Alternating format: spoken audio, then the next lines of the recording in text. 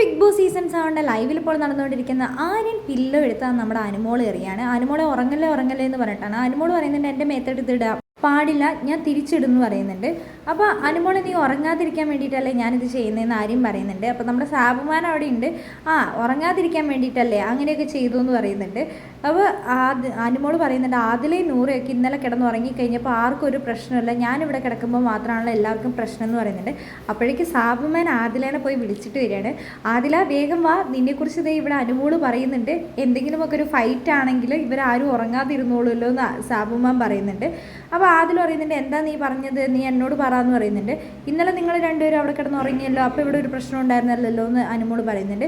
ഇന്നലെ ഞങ്ങൾ ഉറങ്ങിയത് ടാസ്ക് കഴിഞ്ഞിട്ടാണല്ലോ ഞങ്ങൾ ഉറങ്ങിയെന്ന് പറയുന്നുണ്ട്.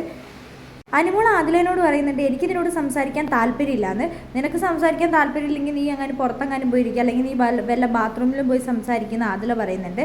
ഉറങ്ങാൻ വന്നതാണെങ്കിൽ പുറത്ത് പോയി ഉറങ്ങുമെന്ന് പറയുന്നുണ്ട്. നിങ്ങളാണല്ലോ ഇന്നലെ കിടന്നുറങ്ങിയത്, ഞാനൊന്നല്ല ഇവിടെ എല്ലാ ദിവസവും കിടന്നുറങ്ങുന്നതെന്ന് പറയുന്നുണ്ട്.